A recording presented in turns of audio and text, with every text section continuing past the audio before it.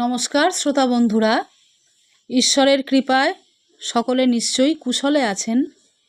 আমি আপনাদের সঙ্গে আছি শর্মিষ্ঠা চ্যাটার্জি। আমার আধ্যাত্মিক কথা চ্যানেলে আপনাদের সকলকে স্বাগত ও অভিনন্দন জানাই। বন্ধুরা, আজ আমি শ্রী শ্রী রামকৃষ্ণ কথামৃত থেকে কিছু অংশ পাঠ করে আপনাদের কাছে শোনাব। আশা করি আপনাদের ভালো লাগবে। তব কথামৃতম তপ্ত জীবনম কবিভিরিতম কলমশাপহম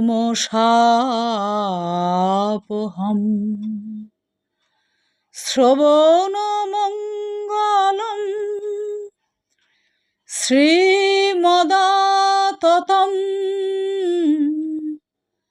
ভুবি গৃহন্তি যে ভূরিদা জনাঃ। এই বিখ্যাত স্তোত্রটি শ্রীম অর্থাৎ মহেন্দ্র মাস্টার রামকৃষ্ণ কথামৃতকার শ্রীমদ্ ভাগবতের গোপী গীতা থেকে নিয়েছেন। এই বিখ্যাত শ্লোকটি তিনি শ্রী শ্রী রামকৃষ্ণ কথামৃততে ব্যবহার করেছেন। ঈশ্বর দর্শনের উপায়, ব্যাকুলতা। শ্রীরামকৃষ্ণ গিরিশের প্রতি তীব্র বৈরাগ্য হলে তাকে পাওয়া যায়। প্রাণ ব্যাকুল হওয়া চাই। শিষ্য গুরুকে জিজ্ঞাসা করেছিল, কেমন করে ভগবানকে পাব? গুরু বললেন, আমার সঙ্গে এসো। এই বলে একটা পুকুরে লয়ে গিয়ে তাকে চুবিয়ে ধরলেন। খানিক পরে জল থেকে উঠিয়ে আনলেন ও বললেন, তোমার জলের ভিতর কীরকম হচ্ছিল? শিষ্য বললে, প্রাণ আঁটুপাঁটু করছিল, যেন প্রাণ যায়। গুরু বললেন, দেখো, এইরূপ ভগবানের জন্য যদি তোমার প্রাণ আঁটুপাঁটু করে তবেই তাকে লাভ করবে। তাই বলি, 3 টান একসঙ্গে হলে তবে তাকে লাভ করা যায়। বিষয়ীর বিষয়ের প্রতি টান, সতীর পতিতে টান, আর মায়ের সন্তানেতে টান। এই 3 ভালোবাসা একসঙ্গে করে কেউ যদি ভগবানকে দিতে পারে তাহলে তৎক্ষণাৎ সাক্ষাৎকার হয়। ডাক দেখি মন ডাকার মতো কেমন শ্যামা থাকতে পারে, তেমন ব্যাকুল হয়ে ডাকতে পারলে তাঁর দেখা দিতেই হবে। দেখুন, ভগবান শ্রীরামকৃষ্ণদেব কি অপূর্ব উপমা দিয়ে বুঝিয়েছেন। একদম সাধারণ কথায় সংসারী মানুষদের বোঝার জন্য একেবারে সরল সাবলীলভাবে তিনি উপমা দিয়ে, উদাহরণ দিয়ে বুঝিয়েছেন। জ্ঞানযোগ ও ভক্তিযোগের সমন্বয়, কলিকালে নারদীয় ভক্তি। সেদিন তোমায় যা বললুম, ভক্তির মানে কি? না কায় মনো বাক্যে তাঁর ভজনা। কায় অর্থাৎ হাতের দ্বারা তাঁর পূজা ও সেবা, পায়ে তাঁর স্থান যাওয়া, কানে তাঁর ভাগবত শোনা, নাম গুণ সংকীর্তন শোনা, চক্ষে তাঁর বিগ্রহ দর্শন। মন অর্থাৎ সর্বদা তাঁর ধ্যান চিন্তা করা, তাঁর লীলা স্মরণ মনন করা। বাক্য অর্থাৎ তাঁর স্তব স্তুতি, তাঁর নাম গুণকীর্তন এইসব করা। দেখুন, ঠাকুর পরমহংসদেব কায় মনো বাক্য, কায় মন বাক্য এই 3টি শব্দেরই সুন্দরভাবে ব্যাখ্যা করেছেন।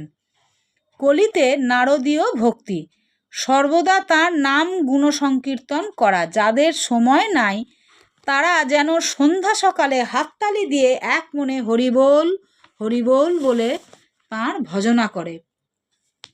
ভক্তির আমিতে অহংকার হয় না, অজ্ঞান করে না, বরং ঈশ্বর লাভ করিয়ে দেয়। এ আমি আমির মধ্যে নয়। যেমন হিংচে শাক শাকের মধ্যে নয়। অন্য শাকে অসুখ হয়, কিন্তু হিংচে শাক খেলে পিত্তনাশ হয়, উল্টে উপকার হয়। মিছরি মিষ্টের মধ্যে নয়। অন্য মিষ্ট খেলে অপকার হয়, মিছরি খেলে অম্বল নাশ হয়। নিষ্ঠার পর ভক্তি, ভক্তি পাগলে ভাব হয়, ভাব ঘনীভূত হলে মহাভাব হয়, সর্বশেষে প্রেম। দেখুন কি অপূর্বভাবে ঠাকুর বুঝিয়েছেন। প্রেম রজ্জুর স্বরূপ। প্রেম হলে ভক্তের কাছে ঈশ্বর বাঁধা পড়েন আর পালাতে পারেন না। সামান্য জীবের ভাব পর্যন্ত হয়। ঈশ্বরকোটি না হলে মহাভাব প্রেম হয় না। শ্রী চৈতন্য মহাপ্রভুর হয়েছিল। জ্ঞানযোগ কি? যে পদ দিয়ে স্বস্বরূপকে জানা যায়, ব্রহ্মই আমার স্বরূপ, এই বোধ। ভক্ত প্রহ্লাদ কখনো স্বস্বরূপে থাকতেন, কখনো দেখতেন আমি একটি তুমি একটি, তখন ভক্তিভাবে থাকতেন। হনুমানজি বলেছিল রাম, কখনো দেখি তুমি পূর্ণ ব্রহ্ম, আমি অংশ, কখনো দেখি তুমি প্রভু, আমি তোমার দাস। আর ভগবান রামচন্দ্র যখন তত্ত্বজ্ঞান হয়, তখন দেখি তুমি আমি, আমি তুমি। গিরিশ ঘোষ বললেন আহা, সংসারে কি ঈশ্বর লাভ হয়? শ্রীরামকৃষ্ণ, সংসারে হবে না কেন? তবে বিবেক বৈরাগ্য চাই। ঈশ্বর বস্তু আর সব অনিত্য, দুদিনের জন্য, এইটি পাকা বোধ চাই। উপর উপর ভাসলে হবে না, ডুব দিতে হবে। এই বলিয়া ঠাকুর গান গাহিতেছেন। ডুবু ডুবু ডুবু রূপ সাগরে আমার মন, তলাতল পাতাল খুঁজলে, তলাতল পাতাল খুঁজলে, পাবি রে প্রেম রত্ন ধন। ডুবু ডুবু ডুবু রূপ সাগরে আমার মন, ডুবু ডুবু ডুবু রূপ সাগরে আমার মন। আরেকটি কথা, কামাদি কুমিরের ভয় আছে। গিরিশ, যমের ভয় কিন্তু আমার নাই। শ্রীরামকৃষ্ণ, না, কামাদি কুমিরের ভয় আছে, তাই হলুদ মেখে ডুব দিতে হয়। বিবেক বৈরাগ্য রূপ হলুদ। সংসারে জ্ঞান কারু কারু হয়, তাই দুই যোগীর কথা আছে, গুপ্ত যোগী ও ব্যক্ত যোগী।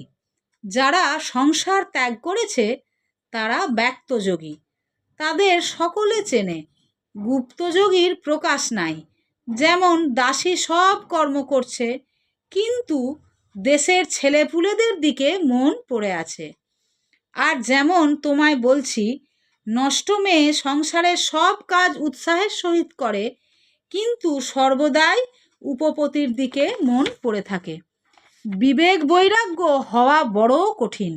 আমি কর্তা আর এসব জিনিস আমার, এ বোধ সহজে যায় না। একজন ডেপুটিকে দেখলুম 800 টাকা মাইনে, ঈশ্বরীয় কথা হচ্ছে, সেদিকে মন একটুও দিলে না। একটা ছেলে সঙ্গে করে এনেছে, তাকে একবার এখানে বসায়, একবার সেখানে বসায়। আর একজনকে আমি জানি, নাম করব না, জব করত খুব, কিন্তু 10,000 টাকার জন্য মিথ্যা সাক্ষী দিয়েছিল। তাই বলছি, বিবেক বৈরাগ্য হলে সংসারেতেও হয়। পাপি ও ঠাকুর শ্রীরামকৃষ্ণ পরমহংসদেব। গিরিশ, এ পাপীর কি হবে? ঠাকুর ঊর্ধ্ব দৃষ্টি করিয়া করুণ স্বরে গান ধরিলেন। ভাব শ্রীকান্ত নরকান্ত কারিরে, নিতান্ত কৃতান্ত ভয়ান্ত হরি, ভাবিলে ভব ভাবনা যায় রে, তরে তরঙ্গে ভ্রুভঙ্গে ত্রিভঙ্গে যেবা ভাবে, এলিকি তত্ত্বে এ মর্তে কুচিত্ত কুবৃত্ত করিলে কি হবে রে, উচিত তো নয় দাসরথিরে ডুবাবিরে, কর এ চিত্ত প্রাচ্চিত্ত সে নিত্য পদ ভেবে। গিরিশের প্রতি, তরে তরঙ্গে ভ্রুভঙ্গে ত্রিভঙ্গে যেবা ভাবে, আদ্যাশক্তি মহামায়ার পূজা ও আমমুক্তারি বা বকলমা। মহামায়া দ্বার ছাড়লে তাঁর দর্শন হয়। মহামায়ার দয়া চাই, তাই শক্তির উপাসনা। দেখো না, কাছে ভগবান আছেন, তবু তাকে জানবার জো নাই। মাঝে মহামায়া আছেন বলে রাম সীতা লক্ষ্মণ যাচ্ছেন, আগে রাম মাঝে সীতা, সকলের পিছনে লক্ষ্মণ। রাম 2.5 হাত অন্তরে রয়েছেন, তবু লক্ষণ দেখতে পাচ্ছেন না। তাকে উপাসনা করতে একটি ভাব আশ্রয় করতে হয়। আমার 3 ভাব, সন্তান ভাব, দাসী ভাব আর সখী ভাব। দাসী ভাব সখী ভাবে অনেক দিন ছিলাম, তখন মেয়েদের মতো কাপড় গয়না ওড়না পরতুম। সন্তান ভাব খুব ভালো, বীর ভাব ভালো না, ন্যাড়া নেড়িদের ভৈরব ভৈরবীদের বীর ভাব, অর্থাৎ প্রকৃতিকে স্ত্রী রূপে দেখা আর রমণের দ্বারা প্রসন্ন করা, এভাবে প্রায়ই পতন আছে। গিরিশ: আমার এক সময় ওই ভাব এসেছিল। ঠাকুর শ্রীরামকৃষ্ণ চিন্তিত হইয়া গিরিশকে দেখিতে লাগিলেন। গিরিশ: ওই আটটুকু আছে, এখন উপায় কি বলুন? শ্রীরামকৃষ্ণ কিয়ৎক্ষণ চিন্তার পর: তাকে আম মুক্তারি দাও, তিনি যা করবার করুন। নমস্কার, আজ এই পর্যন্তই পাঠ করলাম। সকলে ভালো থাকবেন, সুস্থ থাকবেন। আগামী পর্বে আবার নতুন কোনো কাহিনী নিয়ে আপনাদের সামনে হাজির থাকব। ওং স্থাপকায় চ ধর্মস্য সর্বধর্ম স্বরূপিণে অবতার বরিষ্ঠায় রামকৃষ্ণায় তে নমঃ। নমস্কার।